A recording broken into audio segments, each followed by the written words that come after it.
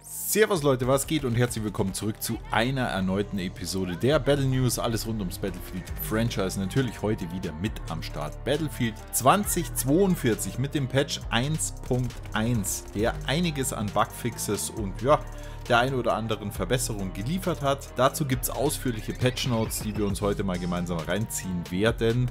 Plus, es gibt auch einige Dinge, die nicht in diesen Patch Notes drinstehen. Also Hidden Informations, auch die bekommt ihr natürlich in diesem Video mit an die Hand. Ganz grob, es geht um neue XP-Events, es geht um den ein oder anderen Nerf und Buff, unter anderem den MV38 Condor. Ja, ihr erinnert euch an die 50 mm Kanone Balancing der DMRs. Da gibt es natürlich einen sehr interessanten Buff, kann ich euch gleich schon sagen, mit einer sowieso schon sehr, sehr starken Waffe. Also da gerne dranbleiben und natürlich auch Hidden Informations. Zum Beispiel Sundance-Granaten sind von 2 auf 1 reduziert worden und vieles mehr. Also, wenn ihr da Bock drauf habt und weiterhin mit am Start bleiben wollt, bleibt es auch gerne und vergesst nicht an der Stelle, solltet ihr es noch nicht getan haben, auch ein schmackhaftes Abo rauszuhauen und dem Video natürlich auch für den Algorithmus ein Like und vielleicht den ein oder anderen saftigen Kommentar unten reinpacken. Vielen Dank vorab und damit starten wir jetzt auch endlich in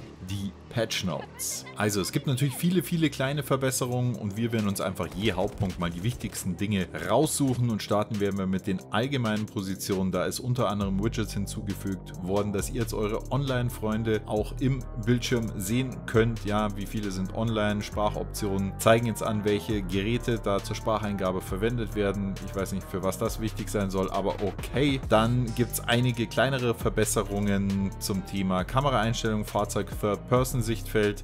Ihr erinnert euch, man war am Anfang komplett rangezoomt und dann wieder rausgezoomt. Also das ist jetzt auf jeden Fall komplett immer auf dem original eingestellten Sichtfeld. Dazu noch einige kleinere Sachen, ja, die eben die Sichtbarkeit im Battle Pass, im Menü, im sonst wo regeln. Also weniger interessant an der Stelle. Ganz wichtiger Hinweis an der oder in dieser Rubrik muss man ja sagen, und zwar sind jetzt die Sichtungsassists auf 10 XP anstelle von 50 XP heruntergenommen worden. Das finde ich auch soweit in Ordnung. Ganz einfach auf der Basis, warum sollte eine Sichtung einfach oder mehr oder genauso viel Punkte geben wie ein Kill? Also das würde ich sagen, passt in jedem Fall. Dann gibt es Änderungen am Battlefield Portal Modus, also für diejenigen Building Master unter euch, die da schon fleißig Hand an die eigenen Server legen. Da wurde dem Webbuilder unter anderem Spielvoreinstellung, Luftüberlegenheit und Bodenüberlegenheit hinzugefügt, also Modi für eben Luftkampf bzw. Boden, Panzer Only oder whatever. Audio wurde verbessert bzw. einzigartige Charakterstimmen hinzugefügt für Battlefield 1942, dem britischen Pionier, amerikanische Panzerabwehr und den deutschen Pionier alias der gute Günther. Ihr kennt ihn. Und für Bad Company 2 und 3, ja,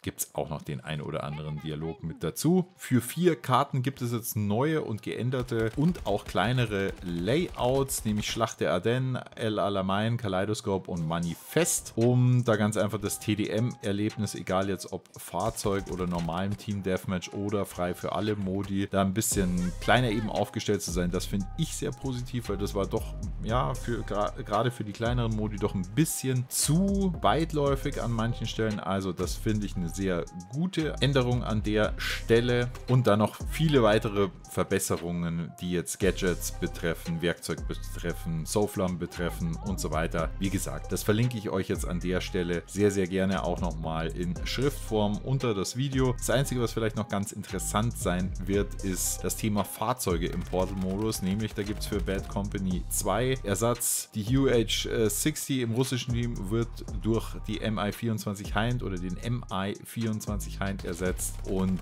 die BMP-2 durch die BMD-3. So, jetzt kennt ihr euch aus und 2 richtig neue Fahrzeuge gibt es an der Stelle noch. Den Warthog und den Frogfoot wurde als neues Fahrzeug hinzugefügt. Also das könnt ihr schon spielen und ausprobieren. Habe ich auch schon ganz am Rande gemacht. Auf jeden Fall, ja, da kann man ja schon fast von neuem Content reden. Das ist doch mal wirklich in Ordnung an der Stelle. Und damit kommen wir auch zu einem, naja, ich weiß ich nicht, also da hat man eine ganz tief vergrabene Leiche nochmal ausgebuddelt. Der eine oder andere erinnert sich vielleicht noch an Hazard Zone und eigentlich auch die Aussage, dass hierzu kein Content mehr kommen soll oder keine Verbesserung mehr kommen soll. Jetzt haben sie aber doch die eine oder andere Sache angepasst. Also für die 15 bis 20 Leute, die das noch aktiv spielen, kommen hier die Hinweise durch. Und zwar die Kosten für den Datenlaufwerksscanner sind von 0 auf 200 erhöht worden. Dafür gibt es die IBA-Panzerplatten jetzt kostenlos und als Standard-Gadget. Als wirkliche Neuerung kann man schon sagen, es ist eine neue Mechanik reingekommen, nämlich zweite Chance. Also vermutlich so wie, ja, ich würde mal sagen, COD Rebirth, also dass man einfach nochmal wiederkommen kann und das soll eben die ganze Sache erleichtern, dass ihr halt mit euren Truppenmitgliedern auch nochmal weiterspielen könnt, wenn ihr nach 2 Minuten schon gewiped wurdet und nicht komplett aus dem Spiel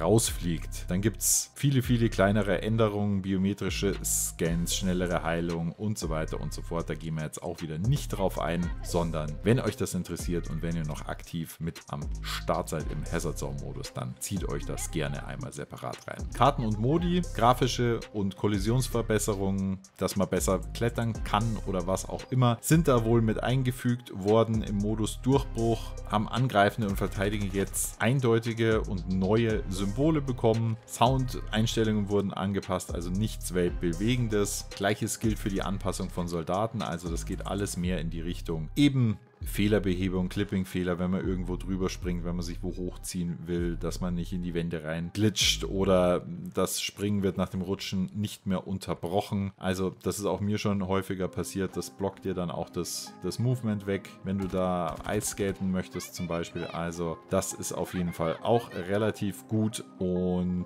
ansonsten wie immer viele, viele Verbesserungen, die sich dann wieder in kleineren Bugs wiederfinden werden. Gut, kommen wir zu den Spezialisten. Da gibt es Änderungen bei Angel, Boris, Casper, Dozer, Falk, Liz, Rouse, Sundance und Pike. Beziehungsweise Änderungen ist schon wieder zu viel gesagt, sondern es gibt die ein oder andere Verbesserung. Zum Beispiel bei Angel wisst ihr ja schon, dass es nur noch Munition gibt und keine Panzerplatten. Dazu ist er jetzt fähig, auch im geduckten Zustand seine Versorgungskiste zu placen, beziehungsweise damit zu interagieren. Also wirklich an der Stelle bahnbrechend. Bei Boris dreht sich natürlich alles um sein geliebtes SG36. Das kann jetzt nicht mehr in extremen Winkeln nach unten feuern. Also wenn man das hier jetzt nur auf so eine hohe Erhebung gestellt hat, da zum Runterballern, das geht jetzt nicht mehr. Es kann auch durch zerbrochenes Glas fallen, also sollte da was durchgeschossen werden. Auch relativ, naja, ich sag mal, nicht zu krass die Änderung. Eigentlich gehört das Ding einfach raus. Also was soll dieses SG36 Wachsystem? Und vor allem in Kombination mit dem Wallhack, also das ist einfach Schmutz des Todes. Verstehe ich bis heute nicht, wie es sowas in ein Spiel geschafft hat, aber es ist drin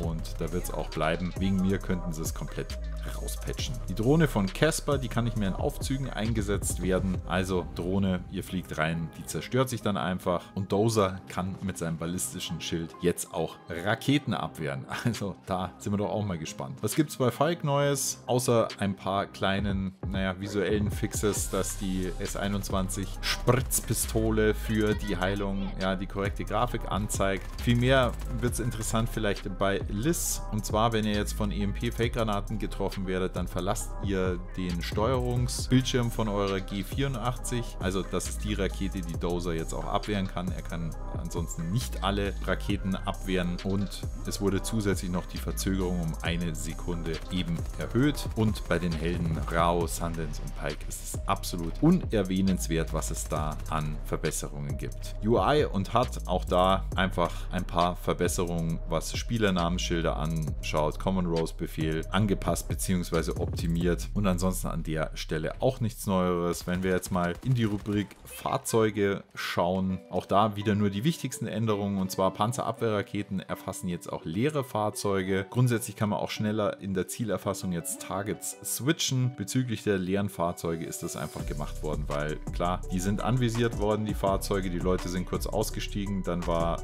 der Lock-on natürlich weg und danach wieder rein und dann ging es weiter. Also das geht jetzt nicht mehr. Ihr könnt jetzt auch nicht besetzte Fahrzeuge ganz einfach zerstören. Gut, und dann kommen wir mal zu den wesentlichen oder wichtigeren Veränderungen, die jetzt auch mal spezifisch auf die Flugzeuge bzw. ja, Fahrzeuge eingehen. Und zwar gibt es endlich mal einen Buff für die Fighter. Und zwar den F-35 oder den Su-57. Da ist nämlich die 25 mm Kanone ja, gebufft worden. Schaden jetzt von 20 20 auf 30 erhöht und dafür der Schadensabfall von 100 auf 250 Meter auch erhöht. Also auch da besteht ein Buff. Maximalstreuung wurde von 1 auf 0,7 verringert. Also jetzt sollte man vielleicht sogar auch Möglichkeiten haben, auch mal Infanterie zu treffen. Aber das ist, glaube ich, nicht die einfachste Übung. In jedem Fall mal ein guter Ansatz. Damit sollte das Teil auch wirklich konkurrenzfähiger in der Luft dann auch sein. Zusätzlich wurde noch die Raketenfeuerrate von 30 auf 90 erhöht und die Auffüllverzögerung von 8 auf 20 Sekunden verlängert. Okay, also damit ist das schnell hintereinander weggeschallere auch bei den Flugzeug-Luftbodenraketen damit vorbei, weil zudem auch noch die Zielerfassung von 1 Sekunde auf 1,5 Sekunden verlängert wurde, also im Luftkampf damit gestärkt und Richtung Bodenziele etwas genervt. Gleiches gilt für den Nightbird, aber den spielt er zurzeit kaum einer, nachdem die Tarnhelis im Game sind, dass die Feuerrate von 250 auf 200 verringert worden und die Auffüllzeit der Munition erhöht worden. Und einen Panzer haben wir noch am Start, die 28 bzw. die M1A5. Da haben wir den Explosionsradius von 10 auf 7 Meter verringert, also innerer Explosionsradius von 4 auf 3 verringert. Ich weiß nicht, warum man die Tanks noch weiter, was soll ich sagen, also noch weiter nerven muss, weil mit denen kannst du ja eh schon fast nichts ausrichten an der Stelle. So, und auch beim MIV, da gibt es einiges an Verbesserungen, wo man sagen muss, okay, das könnte jetzt noch ein bisschen stärker sein, beziehungsweise ja, gerade was so die Explosive angeht, auf jeden Fall ein Ding, was man mal wieder mitnehmen kann. Und eingangs haben wir schon gesagt, den MV38 Condor, die 50 mm Kanone, die wurde jetzt richtig genervt, und zwar die Feuerrate von 110 auf 40 verringert und man bekommt eine längere Auffüllzeit on top auch noch. Also da sollten jetzt wirklich die Zeiten des Only-Farmens vorbei sein, wobei ja auch wirklich die MGs noch stark sind, beziehungsweise man auch mit der verzögerten 50 mm Cannon noch einiges reißen kann. Dann kommen wir zu den Waffen. Wie gesagt, ganz allgemein sind die DMRs gebufft worden. Bei den anderen Dingern ist nicht so viel passiert, um ehrlich zu sein. Und das Einzige, was ich halt jetzt wieder ziemlich krass finde, wenn wir auf die BSVM, ich habe es eingangs kurz gesagt, schauen. Das ist ja aktuell wirklich die stärkste Waffe, was Mid- und Long Range betrifft im Game, auch wenn ihr die auf Autoschuss halt ganz einfach spielt. Also es ist wirklich ein absolut krasses Teil. Und da hat man jetzt auch nochmal die Feuerrate von 700 auf 790 erhöht. SVK 860 auf 960, also überall ein 100er draufgelegt, außer bei der DM7, das ist ein bisschen weniger geworden. Also das Teil, das könnt ihr jetzt, wenn ihr es vorher nicht schon mitgenommen habt, was ich euch auf jeden Fall empfehlen würde, dann nehmt die BSV auf jeden Fall mit. Kommt meinerseits auch nochmal ein separates Video, weil das Teil ist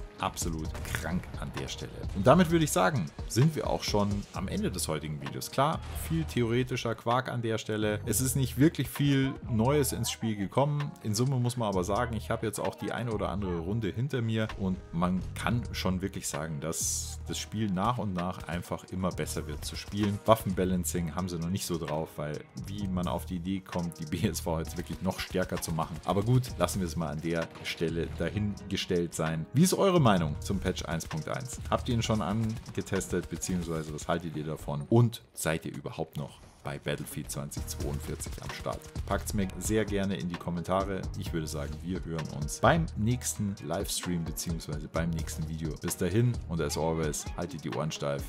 Euer A-Team.